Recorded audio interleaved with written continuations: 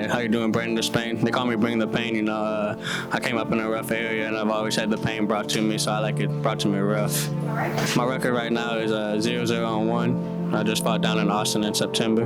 Boxing, that means it's life to me. It brought me out of the struggle. I was 5 years old doing things that I shouldn't have been doing, and boxing just brought me life, you know. It just means everything to me. Biggest dream in boxing is just, you know, to let people know that you can achieve anything. You know, I've always been an underdog, so just let them know you can achieve whatever you want. My expectation of my upcoming fight, you know, I expect it to be a hard fight. They gave me probably the toughest guy in the bracket. They expect me to bring war, so, you know, I just expect it to be a tough fight and just me to prove what I need to prove. What motivated me to get in boxing, you know, I came up by Detroit, you know, there was really nothing for me in boxing, and just, I seen it, and I seen it keeping people out of trouble, and it motivated me to stay off the streets and everything. Brandon Spain, you know, that's a tough guy, you know, someone that's real quiet, but when you mess with him, you know, he brings out a lot of energy and angriness out of him, you know, someone that you don't really want to reckon with. I made a lot of sacrifices so far, you know, I've been taking care of my 6-year-old nephew, you know, I've sacrificed a lot of time with him to be in the gym, so I can prove to him, you know, I can achieve anything I put my mind to. So that's probably my biggest sacrifice right there, is taking time away from my 6-year-old nephew. I feel amazing inside the ring, you know, once I get in shape and I start boxing, I'm the best around. There's no one that can mess with me.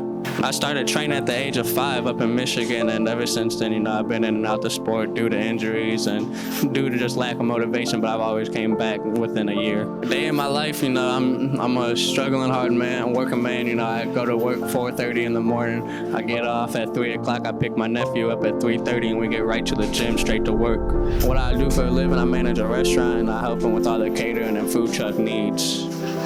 My family, they've always been my biggest support. They love the fact that I'm finally, you know, a professional boxer. I only have a couple family members that are scared, but other than that, everybody loves it because it's been my dream since I was 5 years old. Boxing didn't exist, I'd probably be doing another sport, you know, throughout my high school, my middle school career. I was always doing sports, staying out of trouble, so I'd pursuing one of them sports. Just put your mind to it, you know, hard work beats talent any day, so stay in the gym and stay working 24/7, and you can make it big. The thing I like the most about boxing, you know, it's a one-man sport. I can't blame anybody else for my failures or me not working hard, so it always comes down on me pushing myself.